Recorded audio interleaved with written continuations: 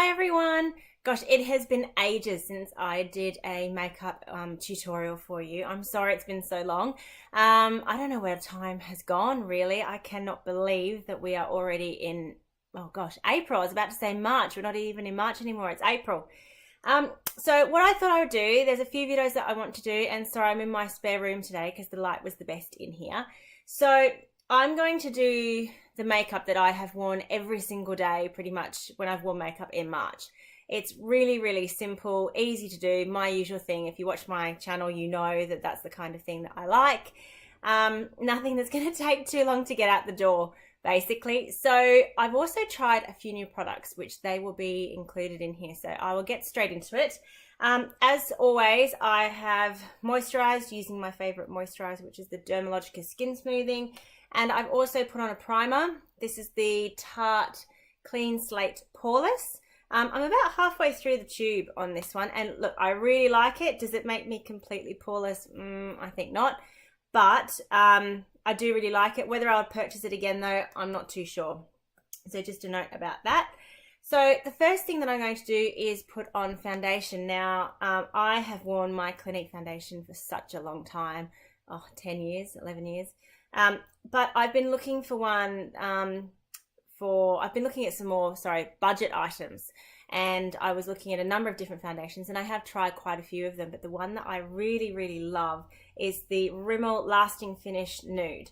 So it goes on, it's in a pump pack, which I love. It makes it so easy to go on, and I'll just show you.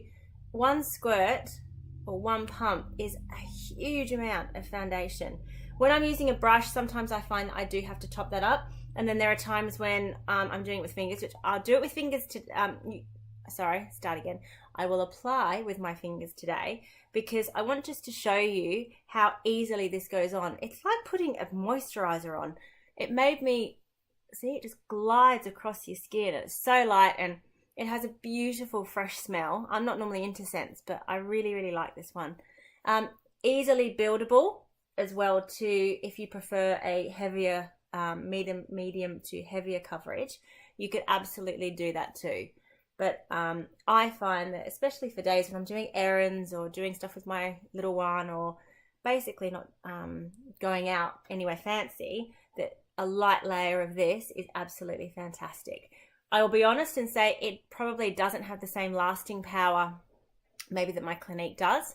That one I can find will get me through, but this one, I've been so happy, and I haven't reached for my Clinique one since. And so I've been using this solidly for, a good couple of months, I'd say now. So I'm just putting on a really light layer of that. I still want to be able to see, skin through it. So that's and the shade that I've used is number 200 Soft Beige. So again, really, really happy with that. Absolutely lovely. Love it, sorry. So that's my foundation. Then I'm just going in with a little bit, I get redness here. So I'm using my Maybelline Fit Me Concealer in light number 10, I think that is. And I literally just pop a little bit on the sides. And I will just use a brush. It's the Real Techniques Expert Face Brush, just to blend that in. I have run out a little bit of my under eye concealer. I ran out of it yesterday. I still use the Clinique one, but I'm thinking of trying the Urban Decay one. I've heard is very good, so I might give that a go. Now onto eyes. I bought this, a friend bought me this for my birthday. This is the Naked 2 Basics palette. I did use it on and off. I loved it, but I didn't really get into it as much as I have in the last month. It's all matte shades, and I absolutely love them. So the two shades I'm going to use today is Stark, and then I'm going to use this one called Cover. I find that this one, Frisk, can get maybe a little bit, even though I can wear cool and warm tones, I find that one can be a little bit grey. So I take my Clinique shader brush, and I'm just dipping that into Stark, and I'm literally just going to sweep that all over the eyelid.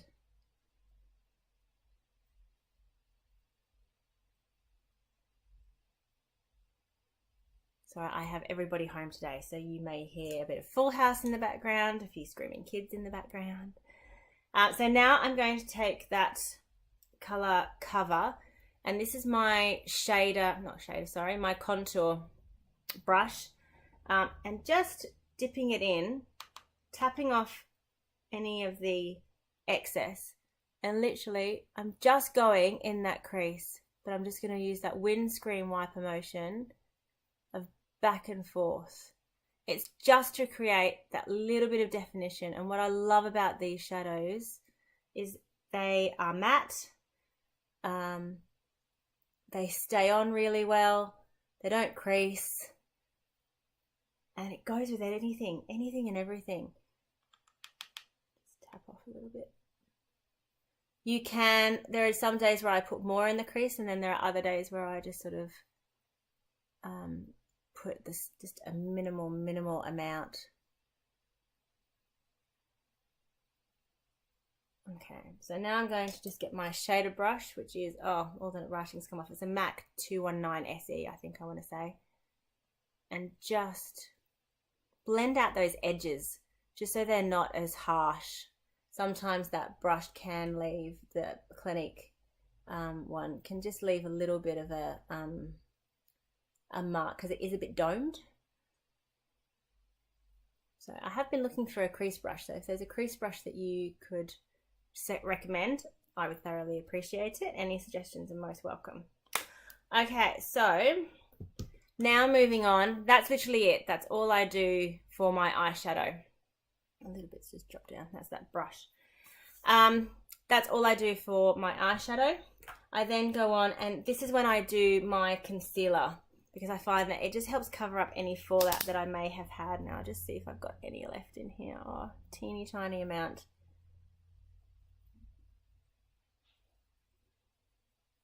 There we go. And I'm just going to use, I got a little brush in a Natio, or Natio, however, I'm not quite sure how you pronounce it, to be honest, eyeshadow palette that I bought just recently, which I'll be doing a review on soon.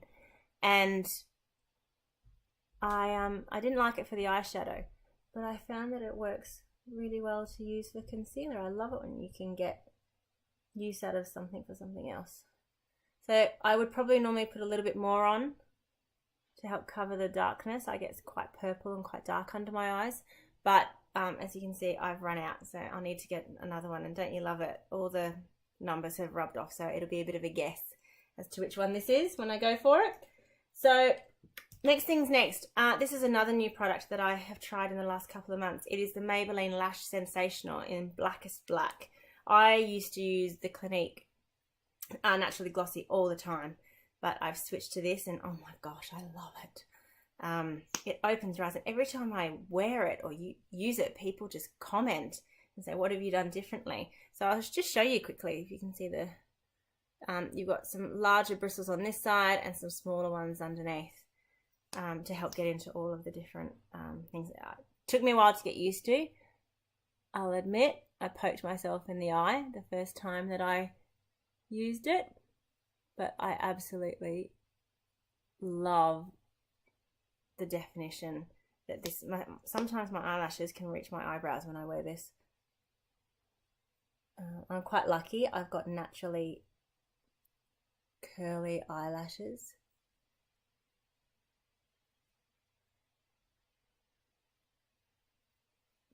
There we go.